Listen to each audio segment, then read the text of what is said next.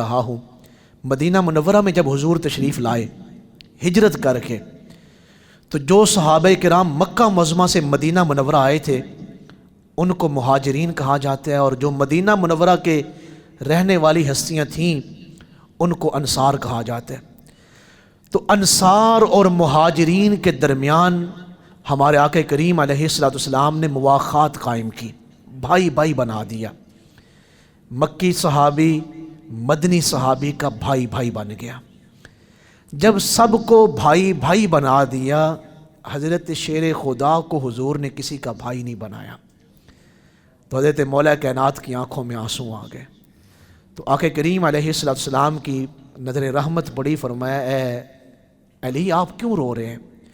عرض کی یا رسول اللہ صلی اللہ علیہ وآلہ وسلم، آپ نے سب کو بھائی بھائی بنا دیا، مہاجرین کو اور انصار کو آپس میں بھائی بھائی بنا دیا، میں اکیلا رہ گیا ہوں، مجھے کسی کا بھائی نہیں بنایا۔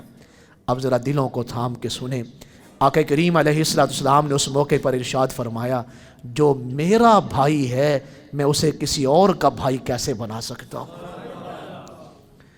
اچھا، حضور علیہ السلام کا بھائی ہونا آپ کوئی معمولی شرف سمجھتے ہیں؟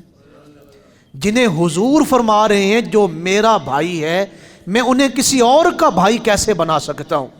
اور پھر حضور نے ارشاد فرمایا انت اخی فی الدنیا والآخرہ، اے شیر خدا آپ میرے صرف مکہ معظمہ میں یا مدینہ منورہ میں ہی بھائی نہیں بلکہ آپ تو جنت میں بھی میرے بھائی ہیں، آپ تو جنت میں بھی میرے بھائی ہیں۔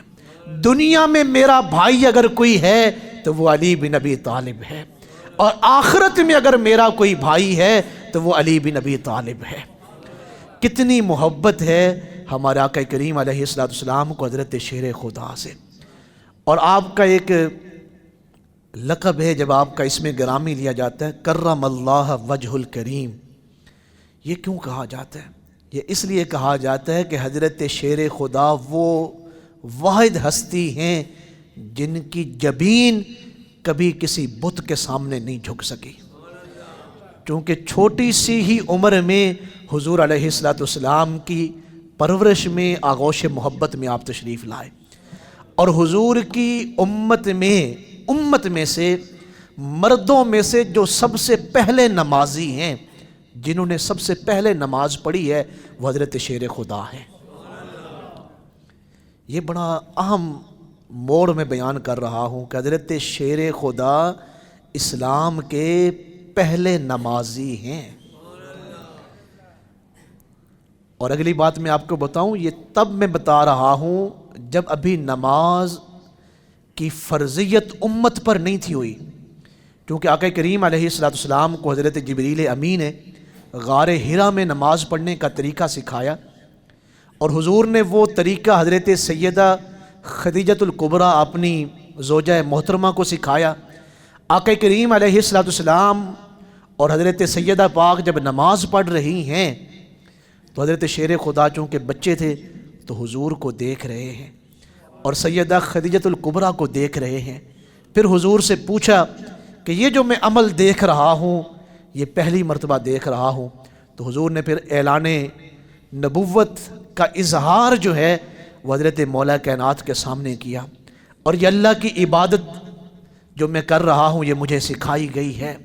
تو جیسے حضور نماز پڑھ رہے تھے حضرت شیر خدا ویسے نماز پڑھ رہے تھے۔ اور یہ حضرت علی وہ عظیم ہستی ہیں کہ سوموار شریف کے دن آقا کریم علیہ السلام نے ان پہ اسلام پیش کیا، اور منگل کے دن حضرت مولا علی نے اسلام قبول کر لیا۔ بچوں میں سب سے پہلے مسلمان اور اسلام کے سب سے پہلے نمازی مردوں میں سے وہ حضرت شیر خدا ہے۔ اگر آج کوئی مولا کائنات کا نام لینے والا ہے لیکن وہ نماز نہیں پڑھتا تو وہ حقیقی طور پہ حضرت شیر خدا سے محبت، حضرت مولا علی کی جو شہادت ہے آپ جانتے ہیں وہ کیسے ہوئی؟ آپ صبح کی نماز کے لیے مسجد میں آ رہے تھے، راستے میں ابن ملجم نے آپ پر حملہ کیا، کیونکہ آپ جب نماز کے لیے آتے تو لوگوں کو نماز کے لیے جگاتے ہوئے آتے، صبح کے وقت لوگوں کو جگانا نماز کے لیے، یہ حضرت شیر خدا کا طریقہ ہے۔ اگر کوئی انسان نماز نہیں پڑھتا تو وہ حب مولا علی کا دعویٰ نہیں کر سکتا۔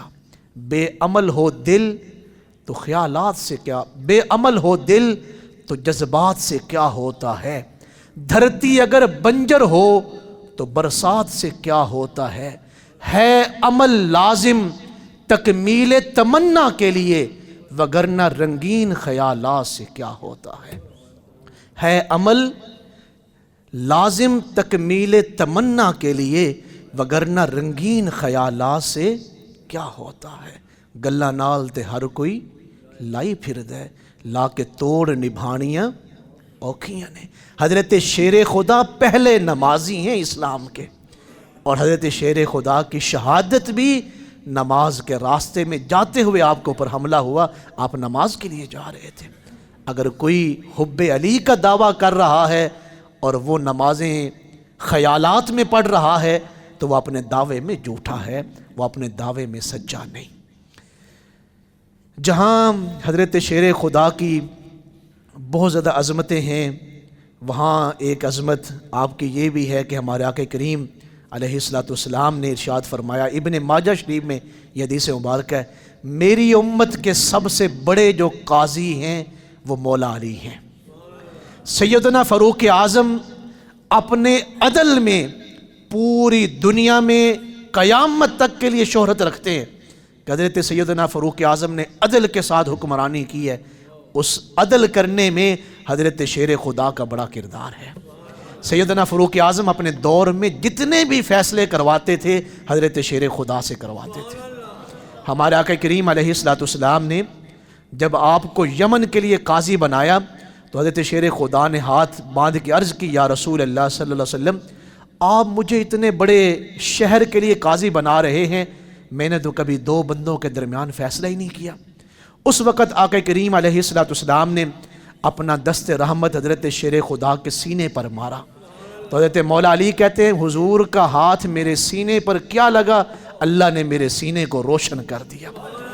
پھر زندگی میں جب کبھی بھی میں نے مشکل سے مشکل فیصلہ کیا ہے، مجھے فیصلہ کرنے میں کوئی مشکل پیش نہیں آئی، اللہ نے میرے سینے کو کھول دیا ہے، اس لیے کہ حضور علیہ السلام نے اپنا دست رحمت میرے سینے کو لگایا تھا۔ دو خواتین کے ہاں